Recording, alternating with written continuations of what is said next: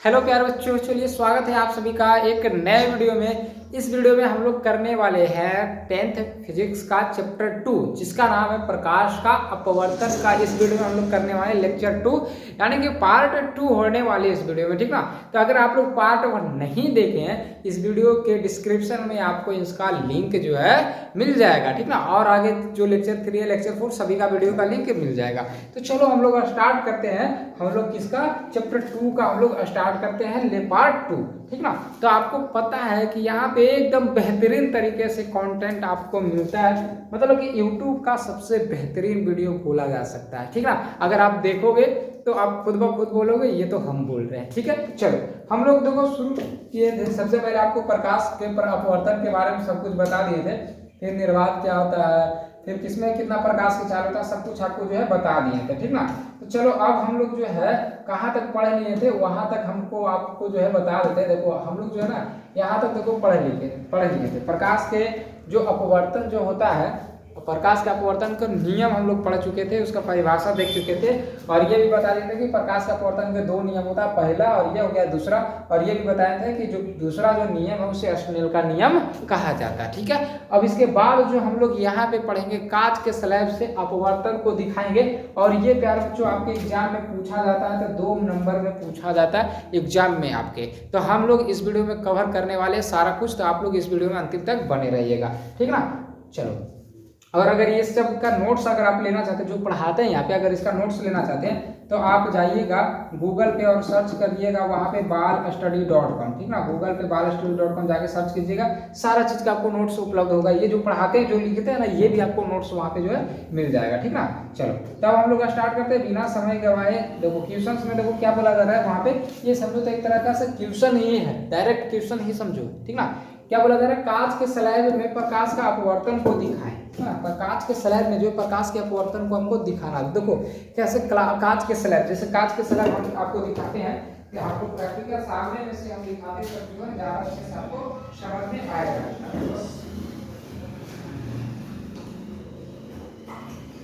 एक मिनट आप लोग रुक जाइएगा थोड़ा सा। यह हमारे पास सारा कुछ है, जंगा गया है ना, मतलब जंग लग गया इसमें, देखो है ना, सारा कुछ है। हम आपको निकाल के दिखाते हैं कांच का स्लैब कैसा होता है, जो आपको दिखाते हैं, ठीक है।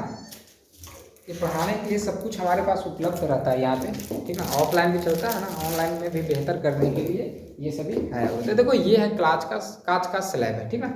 अब इससे प्रकाश के अपवर्तन को हमको दिखाना है।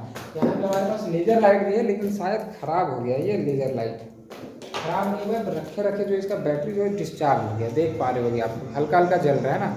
नहीं तो यहाँ पे हम आपको जो है ना कांच के स्लैब से आपको प्रकाश का अपवर्तन को हम दिखाते हैं। अभी आपको ये क्या हो रहा है, नहीं दिख रहा है ना। कांच के स्लैब से अपवर्तन को हम दिखाते कि कैसे होता है, रियली में आपको हम दिखाते हैं यहाँ पे। बाकी आप यहाँ पे समझ लो, देखो ये हमारे पास कांच का स्लैब है, ठीक ना। अब इससे प्रकाश के अपवर्तन को दिखाना है, तो रियल में तो हम आपको दिखाते हैं, अगर सही रहता तो, है ना। अगले वीडियो में दिखा देंगे, उसमें बैटरी लगाएंगे ना तो दिखा देंगे। लेकिन आप यहाँ ये देखो कि यही कांच के स्लैब से हमको क्या करना है, यहाँ पे प्रकाश के अपवर्तन को दिखाना है। तो चलिए हम लोग यहाँ पे पढ़ते हैं। रियल में तो ये चीज़ है, लेकिन अभी हम लोग जो देखेंगे वो पढ़ के देखेंगे, और हमारे एग्जाम में भी ऐसे ही आएगा। तो सबसे पहले देखो हम लोग उस तरीका का जो है एक ले लेंगे फिगर, है ना। चलो देखो यहाँ से हम इस तरीका से इसको थोड़ा सा बड़ा पाड़ते हैं ताकि अच्छे से हमारा हो जाए। चलो ये हो गया, इसको थोड़ा सा मोटा कर देते हैं, ये हमारा पास हो गया, ठीक ना। हमारे पास ये हो गया कांच का स्लैब। अब इसका नाम देते हैं, मान चलो KLMN, इस तरीका से क्या दे दिए, इसका हम नाम दे दिए KLMN। अब देखो क्या करते हैं, अब इसके बाद देखो क्या करते हैं प्यारे जो देखिएगा, यहाँ से एक हम किरण लेते हैं, यहाँ से हम क्या लिए एक किरण लिए, ठीक ना। अब यहाँ से किरण लिए तो यहाँ पे देखो टकरा रहा है कि नहीं, जहाँ पे टकराता है वहाँ पे पता है कि आपको यहाँ इस तरीका से अभिलंब लेना पड़ता है ना, अभिलंब हो जाता है। अब अभिलंब है ये देखो, उधर से क्या हो रहा है, आ रहा है, उधर से आ रहा है। तो अब आपको पता है कि बाहर में क्या है, बाहर में हमारा क्या है, बाहर में हवा, बाहर में क्या हवा, और हवा है तो इसका मतलब हो जाएगा विरल, हवा है तो क्या हो जाएगा विरल। और अंदर में क्या है, देखो कांच, अंदर में क्या है, कांच है ना, अंदर में क्या है, कांच है। इसको छोटा सा करके लिखते हैं, अंदर में क्या, अरे यार क्या हो गया, अंदर में क्या है, कांच है, अंदर में क्या है, कांच। कांच कहने का मतलब ये सघन होता है, कांच कहने का मतलब क्या हो गया, ये सघन हो गया। कांच का आने का मतलब ये सघन हो गया। ठीक है, तो अब आप देखो ये कि बाहर में क्या है, बाहर में सर हमारा विरल हो गया और अंदर में क्या है, सघन है। अब यहाँ से हम किरण ले रहे हैं तो क्या होगा, ये ऐसे जाएगा, इसको जाना चाहिए था कैसे, इस तरीके से है या नहीं, लेकिन उस तरीके से ये नहीं जाएगा। क्यों नहीं जाएगा, क्योंकि ये विरल से सघन में आ रहा है। तो क्या होता है, विरल से सघन में आता है ना, तो यह अभिलंब की ओर मुड़ जाता है। यानी ये जो अभिलंब आप देख रहे हैं ये किस तरीके से हो जाएगा, इस तरीके से आ जाएगा। देखिए इसका भी कलर चेंज करते हैं ताकि अच्छा से दिखे। क्या हो रहा है यार, कौन सा कलर चेंज हो जा रहा है, ये दूसरा वाला हो जा रहा है। देखो ये हमारा इस तरीका से आ जाएगा, आपको दिख रहा है ना, यहाँ पे सीधा नहीं है लेकिन इसको सीधा करने का हम लोग प्रयास करेंगे। इस तरीका से आ जाएगा, मतलब कि इसको जाना चाहिए था कैसे, इस तरीका से जाना चाहिए था, लेकिन उस तरीका से ना जाके ये क्या हो जाएगा, विलंब की ओर मुड़ जाएगा इस तरीका से। ठीक ना, ये हो गया विलंब की ओर मुड़ गया। इसको और सही से थोड़ा कर देते हैं।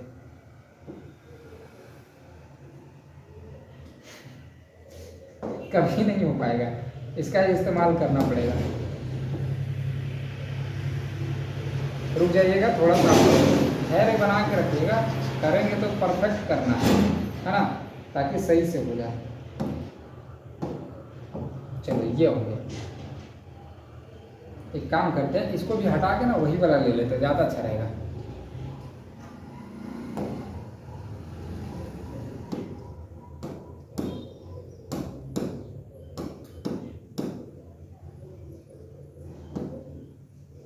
एक मिनट रुक जाइए, ये जो है ना पेज ऊपर से लिया हुआ है इसलिए हुआ है। यहाँ पे भी उसी तरीक़ा से ले लेते हैं ताकि ज़्यादा अच्छा लगे। इसका भी कलर चेंज करते हैं इस तरीक़ा से। मान चलिए कि ये आ रहा है इस तरीक़ा से, यहाँ इसको हल्का बोल्ड कर देते हैं। ये आ रहा है उधर से,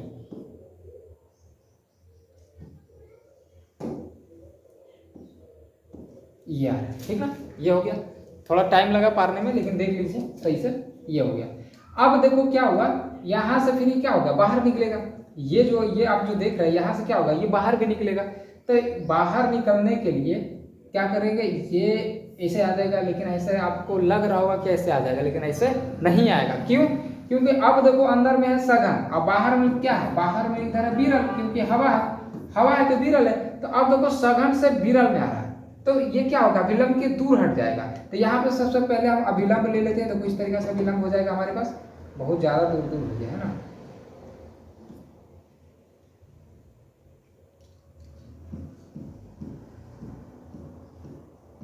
इस तरीका से, ठीक ना, ये हमारा क्या होगा, विलंब। अब देखो क्या होगा, ये इसको जाना चाहिए था ऐसे, है ना, लेकिन ऐसे ना जाके क्या होगा, विलंब से दूर हट जाएगा, मतलब उधर भाग जाएगा, ये उधर चल जाएगा, यानी कि इस तरीका से भाग जाएगा। ठीक है, इस तरीका से भाग जाएगा। आगे समझ में, तो यही है हमारे बाबू कांच के स्लैब में प्रकाश का अपवर्तन। अब बस इस सब का देखो नाम दे देते हैं। ये क्या हो जाएगा, ये हमारा हो जाएगा आई, ये वाला और ये कोण और ये कोण, सभी का देखो यहाँ पे अलग अलग कलर से दे देते हैं ताकि अच्छा लगे। देखो यहाँ पे ये हमारे पास क्या हो जाएगा, ये हो जाएगा हमारे पास आई हो जाएगा, ये हमारे पास हो गया आई, ये हो गया आर, यहाँ पे हो जाएगा आई डैश हो जाएगा, क्या हो जाएगा, आई डैश हो जाएगा। ध्यान से देखिएगा, ये आई और डैश हो जाएगा, ठीक ना, ये आई डैश हो जाएगा और ये क्या हो जाएगा, आर डैश हो जाएगा। ठीक है, अब इसका भी नाम दे देते हैं, ये हो गया पी, ये हो गया यहाँ पे क्यू, ये हो गया यहाँ पे आर और इधर हो गया एस, बस हो गया। यही हमको दर्शाना था, यानी कि कांच के स्लैब में प्रकाश का अपवर्तन को दिखाना था। कैसे कैसे अपवर्तन हुआ जो देख लिए। सबसे पहले ऊपर से आया था एक किरण जो कि कांच के अंदर आया, तो ये क्या हो गया, विलंब की ओर मुड़ गया। अब ये कांच से जो है निकलेगा बाहर, तो अंदर में क्या है, सघन है और बाहर में विरल है, तो सघन से विरल में जाता है, विलंब से दूर हटता है। तो ये देखो विलंब है, तो ये उधर भागने का कोशिश करेगा तो वो उधर निकल दिया, तो यही हमारा जो है प्रकाश से यही जो है अपवर्तन हो गया। यानी कांच के स्लैब में अपवर्तन जो है इसी तरीका से होता है। अभी हमारे पास अगर लेजर लाइट का बैटरी रहता तो हम आपको करके दिखाए थे, लेकिन कोई बात नहीं, इसका जो लेक्चर 3 आएगा उसमें हम करके दिखाएंगे। सेम टू सेम इसी तरीका से होगा। अगर हम किरण देखो, अगर हम इस तरीका से इसमें किरण अगर गुजारेंगे ना, यहाँ पे अगर हम किरण रखेंगे ना इस तरीका से अगर किरण हम गुजारेंगे तो क्या होगा, वो ऐसे गुजरेगा फिर इधर बाहर निकलेगा। समझे ना, आपको दिखाएंगे अगले क्लास में करके। चलो बाकी अब हम लोग यहाँ पे देखो देख लिए, ये पहला क्वेश्चन मतलब कांच के स्लैब में प्रकाश का अपवर्तन आपको समझ में आ गया। अब इसके बाद देखो है यही सेम टू सेम क्वेश्चन है, यहाँ पे सेम टू सेम क्वेश्चन है पार्श्विक विस्थापन। ठीक ना। पार्श्विक विस्थापन देखो होता क्या, जो आपको पहले फिगर के माध्यम से ही समझा देते हैं अच्छे से, ठीक ना। वही वाला फिगर देखो इसमें हम स्पीड में पार देते हैं, वही वाला फिगर इसमें भी आएगा, ठीक ना। अभी देखो जैसे मान चलो इसका भी नाम होता है KLMN, ठीक ना। यहाँ से देखो किरण आया ये, ठीक है, यहाँ पे अभिलंब देखो इस तरह से खींच देंगे तो ये अभिलंब की ओर मुड़ जाएगा, यानी कि ये इस तरीका से मुड़ जाएगा, ठीक ना। ये क्या होगा, ये इस तरीका से इधर मुड़ जाएगा, ठीक है, ये इधर मुड़ गया। अब यहाँ पे फिर देखो अभिलंब हम देख देते, ये क्या होगा, उधर भाग जाएगा, है ना,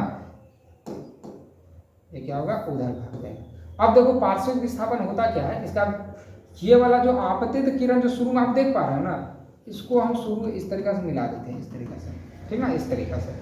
और ये वाला जो आप देख पा रहे हो जो निकल रहा है यहाँ पे, ये क्या हो रहा है, ये जो किरण जो निकल रहा है, ये बाहर में जो किरण निकल रहा है ये वाला, इसको सही से आप करते हैं, क्योंकि हमको यहाँ पे कुछ दिखाना है, वो चीज़ हमको दिखाना पड़ेगा यहाँ पे, और सही से हो भी नहीं रहा है, और अच्छा से करते हैं ताकि हमारा दिख जाए। हाँ ये परफेक्ट था, ये परफेक्ट है, ठीक ना, ये परफेक्ट है। देखो यहाँ पे हम क्या दिखाना चाह रहे हैं, जो देखो पार्श्विक विस्थापन होता है, सबसे पहले फिगर कैसे कैसे पाते हो आपको समझ में आ गया। वो KLMN एक हम ग्लास स्लैब लिए जिससे प्रकाश का अपवर्तन को दिखा रहे हैं, है ना। सबसे पहले प्रकाश का अपवर्तन को दिखाएं, एक किरण लिए, मान चलो कि PQ जो कि आया अंदर में, फिर इधर QR अपवर्तन हो गया, QR अपवर्तन हुआ, फिर इधर से इधर आ गया, S आ गया, ठीक है।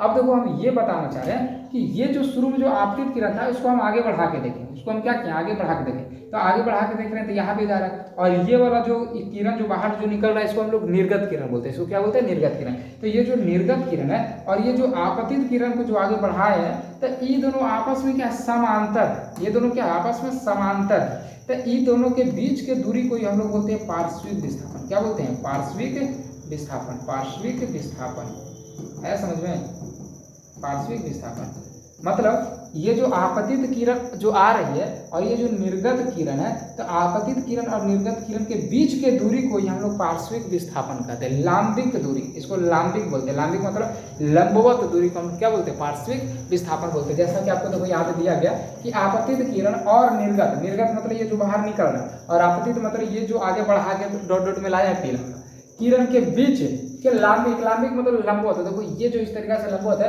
कि दूरी को ही पार्श्विक विस्थापन कहते हैं, यही हमारा क्या हो जाएगा, पार्श्विक विस्थापन। बस यही चीज आपको करना था यहाँ पे, बाकी हमारा जो है ये हो गया पार्श्विक विस्थापन। आगे समझ में, आगे हम समझ में, कुछ था नहीं यार, बहुत ज्यादा आसान था, हाँ टाइम लगा लेकिन अच्छे से आपको क्लियर हो गया। चलो अब अगला देखो हमारे पास है, देखो अपवर्तन। अपवर्तन क्या है जो समझना, देखो अपवर्तन होता क्या है जो समझना कि हवा में प्रकाश की चाल, हवा बोलो या तो निर्वात बोलो, दोनों बात एक ही है। आपको शुरू में क्लास में हम बताए थे कि हवा बोलिए या तो निर्वात बोलिए, बात एक ही है। हवा में क्या होता है, थोड़ा सा निर्वात की अपेक्षा में थोड़ा सा जो है कम होता है, ठीक है, चाल जो है प्रकाश की वो थोड़ा सा कम होता है हवा में निर्वात की अपेक्षा। तो हवा में प्रकाश की चाल ये उस माध्यम में प्रकाश की चाल के अनुपात को हम लोग उस माध्यम का अपवर्तनांक कहते हैं, ठीक है। उस माध्यम का क्या करते हैं, अपवर्तनांक। यानी अपवर्तनांक का देखो परिभाषा अगर हमसे पूछे ये बता दीजिएगा, अगर फॉर्मूला पूछे तो यहाँ पे ये चीज लिखिएगा, अपवर्तनांक बराबर निर्वात में प्रकाश की चाल, ठीक है। अब बटा, ये बटा हो गया, बटा में उस माध्यम में प्रकाश की चाल। उस माध्यम मतलब कि जिसमें हमको निकालना है, जिसमें हमको क्या करना है, निकालना। अभी देखो समझ में आएगा, पहले जो बता रहे हैं जो समझो। हमको पहले निर्वात के बारे में समझना, तो निर्वात का परिभाषा होता है कि हवा में प्रकाश की चाल का अनुपात, हवा में प्रकाश की चाल तथा उस माध्यम में प्रकाश की चाल के अनुपात को क्या कहते हैं, अपवर्तनांक कहते हैं। तो यहाँ पे देखो वही इसका परिभाषा सूत्र में हो जाएगा कि अपवर्तनांक बराबर निर्वात में प्रकाश की चाल बटा में उस माध्यम में प्रकाश की चाल को हम लोग क्या कहते हैं, अपवर्तनांक कहते हैं। अब देखो ये चीज आप देखिएगा कि जो अपवर्तनांक होता है ना उसे म्यू से सूचित किया जाता है। किससे सूचित किया जाता है, म्यू। इसको पढ़ते हैं म्यू, आप इसको क्या पढ़ते हैं, म्यू, याद रखिएगा। या फिर कभी कभी एन से भी सूचित किया जाता है। इसे जो है ना अपवर्तनांक को कभी कभी एन से भी लोग सूचित करता है, कभी कभी जो है म्यू से भी सूचित करता है। और ये जो इसका ए सही मात्रक होता है वो मात्रकहीन होता है, यानी इसका कोई भी मात्रक नहीं होता, ना मीटर होता, ना सेकेंड होता, ना घंटा, कुछ भी नहीं होता, ठीक ना। ये मात्रकहीन होता है, ठीक ना। क्या होता है, मात्रकहीन होता है। बाकी आपको ये भी समझ में आ गया होगा कि अपवर्तनांक में अपवर्तनांक क्या होता है कि निर्वात की क्या बोलते हैं, निर्वात में प्रकाश की चाल और बटा उस माध्यम में प्रकाश की चाल के अनुपात को क्या कहते हैं, हम लोग अपवर्तनांक कहते हैं।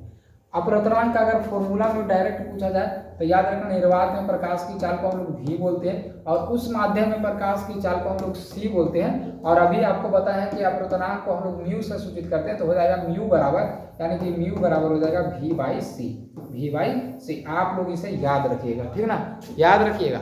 अब देखो आपको हम यहाँ पे देखो बताए हैं एक चीज कि इसका कोई भी मात्रक नहीं होता है, ठीक ना। अब ये आपको प्रूफ करके दिखाते हैं कि काहे नहीं होता है, ठीक ना, सब कुछ आपको एक टू जेड करके दिखाएंगे। अब पहले देखो क्वेश्चंस, यहाँ क्वेश्चंस के मदद, क्वेश्चन के हेल्प से आपको ये बताने वाले हैं हम, क्वेश्चन भी सीख जाइएगा और ये भी आपको पता चल जाएगा कि इसका ऐसा ही मात्रक क्यों नहीं होता। देखो क्वेश्चन में देखो क्या है कि हवा में प्रकाश की चाल कितना होता है, आपको पता है हवा में प्रकाश की चाल कितना होता है, 3 × 10⁸ मीटर पर सेकंड। पहला लेक्चर में यही सब पूरा एकदम चिल्ला बताए हैं आपको, ठीक ना। तथा कांच में प्रकाश की चाल कितना होता है, 2 × 10⁸ मीटर पर सेकंड, तो अपवर्तनांक होगा, है ना। तो देखो ऊपर में देखो फिक्स है, ध्यान दीजिए फॉर्मूला में फिक्स, ऊपर में हवा रहे या निर्वात, हवा निर्वात एक ही बात बोले, तो ऊपर में तो फिक्स रहेगा, चेंज होगा नीचे वाला क्या होगा, चेंज होगा। नीचे में देखो उस माध्यम की जगह भी देखो क्या दिया हुआ, उस माध्यम की जगह भी दिया हुआ कांच में प्रकाश की चाल, उस माध्यम में क्या दिया हुआ, कांच की प्रकाश की चाल। यहाँ पे देखो लिखेंगे अपवर्तनांक बराबर क्या हो जाएगा, अपवर्तनांक बराबर हो जाएगा, फॉर्मूला क्या, अपवर्तनांक बराबर कि हवा में प्रकाश, हवा बोलो या निर्वात बोलो, ठीक है, हवा में प्रकाश की चाल, हवा में प्रकाश की चाल और बटे में क्या लिखेंगे, बटा में उस माध्यम की प्रकाश की चाल। तो उस माध्यम की जगह पे यहाँ पे क्या है, कांच में प्रकाश की चाल, तो यहाँ पे लिखेंगे कांच में प्रकाश की चाल, चलो ठीक है, कांच में प्रकाश की चाल। अब यहाँ पे देखो हवा में प्रकाश की चाल देखो कितना दिया हुआ, 3 × 10⁸ मीटर प्रति सेकंड। और कांच में प्रकाश की चाल कितना दिया हुआ, कांच में प्रकाश की चाल जो दिया हुआ है, 2 × 10⁸ मीटर प्रति सेकंड है। अब देखो ये से ये कट गया, ये से ये कट जाएगा, बचेगा कितना, 3/2। अगर आप इसको भागा दीजिएगा तो आ जाएगा 1.5 आ जाएगा, यानी 1.5 आ गया। अब इसका देखो जो मात्रक जो था मीटर पर सेकंड, तो मीटर पर सेकंड से मीटर पर सेकंड कट गया, तो मात्रक कुछ बचा, कुछ भी नहीं बचा। तो नहीं बचा तो ये मात्रक ही नहीं हुआ ना। और यही तो अभी आपको हम बता रहे थे कि जो अपवर्तनांक होता है वो मात्रकहीन होता है। अब प्यारे बच्चों देखो आपसे ऑब्जेक्टिव कैसे पूछेगा ये समझो, क्योंकि हमारा तो मेन फोकस रहता है ऑब्जेक्टिव पे। और 2 नंबर में भी कैसे पूछेगा, जो देखो 2 नंबर में पूछेगा तो इस तरीके से पूछेगा, और एक ऑब्जेक्टिव इससे कैसे पूछेगा, देखो अपवर्तनांक से पूछेगा कि अपवर्तनांक का ऐसा ही मात्रक होता है। आपको 4 ऑप्शंस दे दिया जाएगा, कोई में दे दिएगा मीटर पर सेकेंड, कोई में दे देगा मीटर, कोई में दे देगा सेकेंड, कोई में एक में रहेगा एक में से रहेगा मात्रकहीन। तो जिसमें मात्रकहीन रहेगा, ऐसा ज्यादातर चांस रहता है मात्रकहीन किस ऑप्शन में रहेगा, तो डी में रहेगा, डी में मारिएगा सही हो जाएगा, ठीक है। चलो आगे समझिए। अब पूछेगा आपसे कि कांच में प्रकाश की चाल कितना होता है, तो बताना है 1.5 कितना होता है, 1.5। आपको देखो पता होगा देखो कि नीचे वाला जो रहता है उसी का आंसर निकलता है। देखो यहाँ पे देखो क्या बोला जा रहा है कि हवा में प्रकाश की चाल उस माध्यम में प्रकाश की चाल के अनुपात को उस माध्यम का अपवर्तनांक कहते हैं, उस माध्यम का मतलब इस ई वाले, तो दूसरा में जो रहता है वही चीज वाला आंसर निकल के आता है। तो आप यहाँ पे देखो दूसरा बार में क्या था, कांच था, तो कांच का ही निकल के आया है अपवर्तनांक 1.5, समझ रहे हो ना, कांच का ही अपवर्तनांक निकल के आया 1.5। अब इस तरीका से आप बहुत सारा चीज को निकाल सकते हैं, ठीक ना, लेकिन सबका निकालना पॉसिबल जल्दी नहीं है, ठीक ना, सबका निकालना जल्दी पॉसिबल नहीं है। इसलिए हम देखो यहाँ पे लेके आए, इसको याद रखिएगा प्यारे बच्चों। अगर आप इसको याद रखते हैं तो 2 ऑब्जेक्टिव कंफर्म रहता है इससे, और एकदम अच्छे से क्वेश्चन पूछता है एग्जाम में। सबसे पहले तो हो सकता है आपको ये न दिख रहा होगा, तो यहाँ पे देखो बोल देते हैं, यहाँ पे लिखा हुआ द्रव्यात्मक माध्यम, ये भी नहीं दिख रहा होगा तो ये है अपवर्तनांक, ये फिर हो गया द्रव्यात्मक माध्यम और ये हो गया अपवर्तनांक, ठीक है ना। मतलब कि यही चीज यहाँ पे लिखा हुआ, ये दूसरा चीज है। अगर जगह रहता तो इसके नीचे में लिखा हुआ रहता, लेकिन जगह नहीं, ठीक ना। तो आप देखो याद कर लेना, देखो ये बॉक्स एक चीज है, ठीक है, और ये बॉक्स ये अलग है, ध्यान रखना, ठीक है। यहाँ पे देखो वायु का अपवर्तनांक पूछेगा तो बताना है 1.0003, ठीक ना। वायु का अपर्तनांक पूछेगा तो बताना 1.0003 और उसके बाद हमारा देखो बर्फ का अपर्तनांक 1.31, जल का अपर्तनांक होता है 1.33। देखो ये आप चाहो तो निकाल के भी देख सकते हो, ठीक ना, ये आप चाहो तो निकाल के भी देख सकते हो। देखो ऊपर में रहेगा क्या चीज का, ये रहेगा इसका हवा में प्रकाश की चाल 3 × 10⁸, ठीक है, और जल में प्रकाश की चाल कितना होता है 2.25 × 10⁸, यही ना होता है। इससे कट जाएगा। अब देखो आ जाएगा ऊपर में 3 और ये पॉइंट हटाएंगे तो ऊपर में क्या जाएगा 2 को 0 और नीचे में आ जाएगा 225। अब इसको काटिए, इसको काटेंगे तो कितना बार में कट जाएगा, इसको काटेंगे तो कितना बार में कट जाएगा। देखो ये 5 से तो कटेगा ही ना, 5 से कटेगा तो ये आ जाएगा 6 × 25 यानी 60। इसको 5 से काटेंगे तो 4 बार में और फिर 5 बार में 45 आ जाएगा। फिर देखो कटेगा तो ये आ जाएगा कितना 12 × 5 = 60 और ये कटेगा तो आ जाएगा 9 × 5 = 45। फिर देखो कटेगा तो ये 4 × 3 = 12 और ये 3 × 3 = 9 यानी 4/3 आ गया। कितना आया 4/3। अब नीचे से ऊपर में भागा देना, 3 से 4 में भागा देना तो देखो कितना आ जाएगा, एक बार में लगेगा 3, यहाँ पे 1 बचा पॉइंट, तो यहाँ पे देखो कितना आ जाएगा 0, तो 3 × 3 आ जाएगा 9, फिर 1 बचा तो 3 × 3 = 9 यानी कि 1.33। इस तरीका से क्या होते जाएगा, ये जाते जाएगा, ये कभी कटने वाला नहीं है, यानी क्या है 1.33। तो देखो आप लोग निकाल भी सकते हो, अगर मालूम रहा ना उसका दोनों का, हमें प्रकाश की चाल अगर पता रहा तो हम निकाल सकते हैं, समझ गए ना। तो यहाँ पे देखो निकाल के दिखा दिए, जल का कांच का भी आपको निकाल दिए थे, है ना। चलो अब इधर देखो एल्कोहल का कितना होता है 1.36, किरोसिन का कितना होता है 1.44। देखो ये सब क्वेश्चन पूछा जाता है आपके एग्जाम में। संगलित क्वार्टर्स का होता है 1.46। ज्यादा इंपॉर्टेंट देखो क्या होता है, ज्यादा इंपॉर्टेंट होता है ये वाला, ठीक है ना, बहुत ज्यादा इंपॉर्टेंट होता है ये, है ना, बहुत ज्यादा इंपॉर्टेंट होता है ये। आपको पीला वाला नहीं दिख रहा ना कलर, है ना, पीला वाला आपको कलर जो नहीं दिख रहा, कोई बात नहीं, पीला वाला नहीं दिख रहा है ना, इसको काला कर देते हैं। चलो तो ये वाला देखो आपका बहुत ज्यादा इंपॉर्टेंट होता है हीरा वाला, ठीक है, कि हीरा का अपर्तनांक कितना होता है 2.42। देखो सबसे ज्यादा अधिक अपर्तनांक किसका होता है, तो ये हीरा का ही होता है। पूछेगा कि इस निम्नलिखित में से किसका अपर्तनांक सबसे अधिक होता है, तो हीरा का होता है। किसका होता है, हीरा का। कितना होता है, तो 2.42। आप जाके देखिएगा क्वेश्चन बैंक में 75 बार पूछा हुआ है क्वेश्चन, जाके देखना आप क्वेश्चन बैंक में, ठीक ना। अब देखो ये भी पूछता है कि नीलम का कितना अपर्तनांक होता है 1.77। रूबी का कितना होता है 1.71। सब कुछ का याद रखिएगा। आपको यहाँ पे देखो दिया हुआ है, अगर आप पढ़ने वाले छात्र हैं, अगर आपको पास होना है सिर्फ, तो ये वाला याद रखिएगा, ये वाला याद रखिएगा, ये 2 को याद रखिएगा। टॉप करना है तो पूरा का पूरा याद करना पड़ेगा, ठीक ना। चलो अब आगे हम लोग चलो। अब इसके बाद देखिए हमारे पास है नया टॉपिक प्रिज्म, ठीक ना। अब प्रिज्म क्या होता है जो समझिए। देखो हम लोग जैसे हम लोग ग्लास स्लैब देखे ना, उसी तरीका से आप प्रिज्म भी देखिए सामने से कि कैसा होता है प्रिज्म, ठीक ना। आप देख पा रहे हो कैसा है। देखो इससे एग्जाम में क्वेश्चन सबसे पहला ये पूछता है कि प्रिज्म में कितने सतह होते हैं, प्रिज्म में कितने सतह होते हैं। तो बता दे प्रिज्म में जो है टोटल 5 सतह होते हैं। प्रिज्म में कितने सतह होते हैं, टोटल 5 सतह होते हैं। और ये किस आकार का होता है, तो त्रिभुजाकार होता है। जैसा कि आप देख पा रहे हो कि ये कैसा त्रिभुजाकार है और इसमें 5 सतह है। देखो कौन कौन है जो, देखो सबसे पहला देखो इधर सामने से देखो, ये 1 सतह हो गया, इसके पीछे हो गया 2 सतह, इधर हो गया 3 सतह, इधर हो गया 4 सतह, एक नीचे में हो गया 5 सतह। तो टोटल इसमें कितने सतह होते हैं, 5 सतह होते हैं। और यह जो है त्रिभुजाकार होता है। अगर इससे श्वेत प्रकाश को गुजारा जाता है, यानी कि सूर्य के प्रकाश को अगर गुजारा जाता है इससे, तो ये 5 रंगों में विभक्त हो जाता है। कितने रंगों में, 5 रंगों में विभक्त हो जाता है। अगर ये चीज आपको देखना है ना प्रैक्टिकल करके, तो हम जो है दिखाए हुए हैं, जाइए यूट्यूब पे जाइए। अगर आप यूट्यूब पे ही देख रहे हैं तब तो ठीक है, अगर यूट्यूब पे देख रहे हैं तब तो ठीक है। अगर आप ऐप में देख रहे हैं तो जाइए यूट्यूब पे सर्च कीजिए बाल स्टडी, वहाँ पे सर्च कीजिए और जाके देखिए शॉर्ट वीडियो में आपको जो इसका प्रैक्टिकल हम दिखाए हुए हैं। अगर आप जो है बच्चे अगर यूट्यूब पे ही देख रहे हैं हमारे वीडियो को, तो जाइए हमारे शॉर्ट वीडियो में, वहाँ पे आपको जो है प्रकाश के अपवर्तन से मतलब ये जो है बताया गया है ऐसे करके। जब श्वेत प्रकाश को गुजारा जाता है ना, तब यहाँ से 7 रंग में विभक्त होता है। वो चीज़ आपको दिखाया गया शॉर्ट वीडियो में, जाके आप देखिए, ठीक ना। तो आपको ये समझ में आ गया कि प्रिज्म में कितने सतह होते हैं, 5 सतह होते हैं, ठीक ना। और ये जो है त्रिभुजाकार होता है। पूछेगा प्रिज्म कैसा होता है, प्रिज्म का आकार होता है तो त्रिभुजाकार होता है, ठीक ना। और बोला जा रहा है कि जो 2 माध्यमों को अलग करता है। 2 माध्यम का नहीं मतलब, जैसे मान चलिए हम फिगर पा रहे हैं इस तरीका से, है ना, ये हम फिगर पा रहे हैं इस तरीका से। तो देखो ये अंदर में एक हो गया सतह, ठीक ना, अंदर में क्या हो गया, एक माध्यम हो गया, और इधर एक माध्यम। बाहर में क्या माध्यम है, हवा। बाहर में कौन सा माध्यम है, हवा। और अंदर में कौन सा माध्यम है, तो अंदर में कांच है कि नहीं। दो माध्यम हुआ। तो ये जो है दो माध्यमों को क्या करता है, अलग करता है। एक उधर हो गया माध्यम, एक इधर माध्यम हो गया।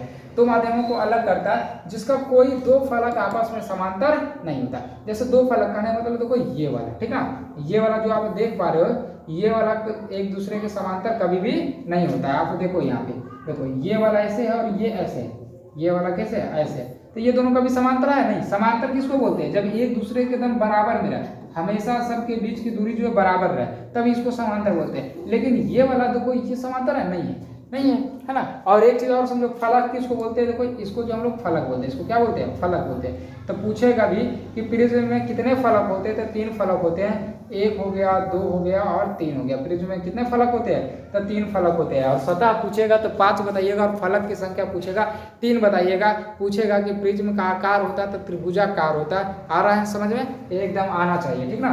प्रिज्म कितने सतहों को, कितने प्रिज्म कितने माध्यमों को अलग करता है, तो 2 माध्यमों को। वो हो गया अपने खुद कांच, एक हो गया हवा, ठीक ना। और ये भी बता दीजिएगा कि 2 फलक आपस में कभी भी समांतर नहीं होता। अब देखो इससे हम लोग देखते हैं, प्रिज्म से हम लोग देखते हैं प्रकाश का अपवर्तन किस तरीका से होता है, ठीक ना। प्रिज्म से हम लोग देखने वाले प्रकाश का अपवर्तन, क्योंकि हम लोग अपवर्तन पढ़ रहे हैं इस चैप्टर में, तो हम लोग प्रिज्म से देखते हैं अपवर्तन कैसे होता है। जो देखो, तो सबसे पहले देखो हम लोग एक किरण लेंगे इस तरीका से। देखो इस तरीका से हम गुजारते हैं किरण। पहले इसका नाम देते हैं, मान चलो ए हो गया, बी हो गया और ये सी हो गया, ठीक ना। ये जो ए कोण है, ए कोण को देख रहे हो ना, इसको हम लोग प्रिज्म कोण बोलते हैं। इसको क्या बोलते हैं हम लोग, प्रिज्म कोण बोलते हैं। ये हो गया हमारा ए जो कोण है, इसको हम लोग प्रिज्म कोण बोलते हैं, ठीक है। अब हम इस तरीका से एक हम किरण गुजार रहे हैं, ठीक ना। अब यहाँ पे किरण गुजार रहे हैं, आपको पता है कि इस तरीका से अगर हमारे पास कोई सतह है और इस पर अगर किरण आता है तो इस पर अभिलंब खींचते इस तरीका से। तो यहाँ पे भी तो एक सतह ही है और इस पे देखो किरण जा रहा है, तो यहाँ पे भी तो अभिलंब हो जाएगा ना। यहाँ पे भी क्या होगा, इस तरीका से देखो अभिलंब हो जाएगा, होगा कि नहीं इस तरीके से। हाँ, अब देखो क्या हो रहा है कि अंदर में, बाहर में हवा, बाहर में हवा यानी कि विरल, बाहर में हवा यानी कि विरल। अब अंदर में कांच है, कांच कहने का मतलब सघन, कांच कहने का मतलब सघन। अब विरल से सघन में जा रहा है, इसका मतलब अभिलंब की ओर मुड़ जाएगा। तो ये देखो अभिलंब है, तो इधर इसको जाना चाहिए था, कैसे, इस तरीका से जाना चाहिए था, लेकिन उधर ना जाके क्या होगा, विलंब की ओर मुड़ जाएगा, यानी इधर आ जाएगा। यानी कि ये जो चीज है इस तरीका से मुड़ जाएगा, समझ गए ना, इस तरीके से क्या होगा, मुड़ जाएगा। और अब देखो यहाँ से भी देखो क्या होगा, ये बाहर निकले का कोशिश करेगा। तो अंदर में है कांच यानी कि सघन, और बाहर में है हवा, बाहर में क्या है, हवा, हवा कहने का मतलब कि विरल। अब देखो क्या होगा यहाँ पे, अब ये कांच से बाहर जाएगा यानी कि हवा में जाना चाहेगा, यानी कि सघन से विरल में जा रहा है। और जब सघन से जब विरल में जाता है तो क्या होता है, अभिलंब से दूर हटता है। तो सबसे पहले तो यहाँ पे अभिलंब देखते हैं क्या होता है। देखो अभिलंब यहाँ पे इस तरीका से आ जाएगा, ठीक ना। यहाँ पे अभिलंब जो है इस तरीका से होगा, इस तरीका से। एक मिनट रुक जाओ,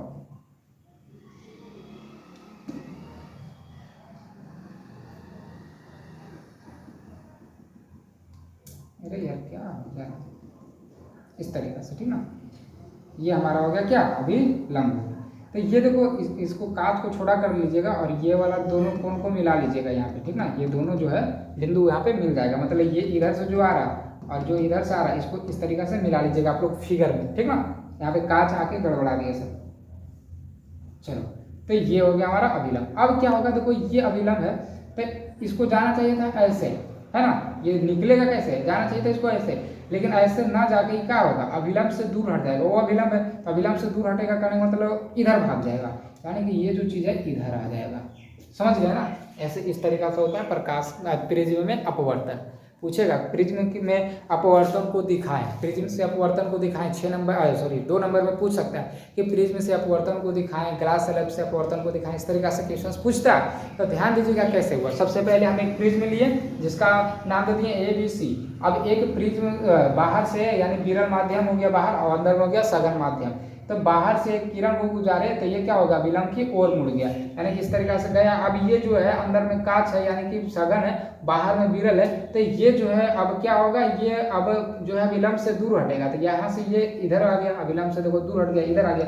अब ये हो गया हमारा अपवर्तन। अब देखो सबका नाम दे देते हैं, क्या होता है, मान चलो इसका नाम हम दे दिए P, इसका नाम दे दिए हम Q, और इसका नाम दे दिए हम R, और इसका नाम दे दिए S, ठीक ना। तो यहाँ पे कौन कौन क्या क्या चीज़ है वो सबका देखो हम नाम यहाँ पे लिख देते हैं आपको। तो एक बात देखो, सबसे पहले देख लो, ए हमारा प्रिज्म कोण हो गया। यहाँ पे PQ देखो क्या है, PQ को हमारा है आपतित किरण, क्योंकि ये कोण, ये किरण जा रहा है, तो जो किरण जाती है वो प्रिज्म आपतित किरण होता है। यहाँ से QR क्या हो रहा है, अपवर्तन हो रहा है ना, क्यू आर क्या अपवर्तक, तो यहाँ पे हो जाएगा अपवर्तित किरण हो जाएगा। क्या हो जाएगा? अपवर्तित किरण हो जाएगा। ये हमारा हो जाएगा अपवर्तित किरण। इसके बाद देखो ये आर एस, बाहर में किरण निकला है, तो जो बाहर किरण निकलता है उसको हम लोग निर्गत किरण बोलते हैं। उसको क्या बोलते हैं? निर्गत किरण बोलते हैं। हम लोग उसको क्या बोलते हैं? निर्गत किरण। ये हो गया निर्गत किरण हो गया हमारा, ठीक है। अब यहाँ पे देखो ए जो है, ए को तो हम लोग वहाँ पे लिखा हुआ है, यहाँ पे भी लिख देते हैं। ये हो गया हमारा प्रिज्म कोण, ये हमारा हो गया प्रिज्म कोण। अब देखो कुछ यहाँ पे और चीज़ें हैं जो आप समझने का प्रयास कीजिएगा, ठीक है ना। देखो अब यहाँ पे देखना, यहाँ पे क्या है कि जैसे हम इसको आगे मिला के देखते हैं, ये वाला जो आपतित किरण आ रहा था ना, इसको हम लोग आगे मिला के देखते हैं, ठीक है ये। और ये जो निर्गत किरण जो बाहर जा रहा है, इसको हम लोग पीछे मिला के देखते हैं। तो क्या करते हैं? पीछे मिला के देखते हैं। तो यहाँ पे देखो कटा, और कटने के बाद देखो यहाँ पे कुछ कोण बन रहा है कि नहीं? यहाँ पे कुछ क्या बन रहा है? कोण बन रहा है। तो ये जो कोण बन रहा है ना, इस कोण को हम लोग डेल्टा बोलते हैं। इसको क्या बोलते हैं? डेल्टा बोलते हैं। इसका साइन देखो इस तरीका से रहता है, और इसको हम लिख देते हैं ताकि आपको याद रखिएगा। इसको देखो हम लोग डेल्टा पढ़ते हैं। क्या बोलते हैं? इसको हम लोग डेल्टा पढ़ते हैं, ठीक ना। और इसको हम लोग जो है, वो जो डेल्टा है उसको हम लोग जो है विचलन कोण बोलते हैं। इसको हम लोग क्या बोलते हैं? इस डेल्टा को हम लोग विचलन कोण बोलते हैं। विचलन कोण, विचलन कोण। इसको सूचित किया जाता है डेल्टा से, इसको क्या जैसा सूचित किया जाता है? डेल्टा से। लेकिन ये जो यहाँ पे जो कोण बना है उसको हम लोग बोलते हैं विचलन कोण बोलते हैं। उसको क्या बोलते हैं? विचलन कोण, और सूचित किया जाता है डेल्टा से। आगे एक चीज़ें यहाँ पे जो है आपको समझ में आ गई होगी, आपको कहीं भी कोई चीज़ दिक्कत नहीं हुआ होगा, है ना। क्या क्या चीज़ था इसके बारे में सब कुछ बता दी, है ना। आप लोग सब कुछ लिख लीजिएगा कि सतह कितने होते हैं, सतह कितने होते हैं, जो बोलते हैं वो भी लिख लीजिएगा। सतह 5 होते हैं, फलक कितने होते हैं, फलक कितने होते हैं? 3 होते हैं। फलक कितने होते हैं? 3। सब कुछ यहाँ पे आपको दिख गया है ना। अब इसके बाद हमारा देखो लेंस, ठीक ना। लेंस है, लेकिन इस चीज़ को हम लोग अगले क्लास में करेंगे, क्योंकि अभी कोचिंग का भी टाइम हो गया है, तो थोड़ा सा वो सब भी देख लेना है ना। तो अब इसके बाद देखो हमारा पास है लेंस, है ना। ये अगला टॉपिक हम लोग अगले क्लास में करेंगे। यहाँ पर जो है ना अभी इतना ही रखते हैं, क्योंकि यहाँ पर मौसम ठीक नहीं लग रहा, तो इसके जो अगला क्लास है हम लोग अगले क्लास में करेंगे, ठीक है। चलिए मिलते हैं हम लोग अगले वीडियो में, तब तक के लिए जय हिंद, जय भारत।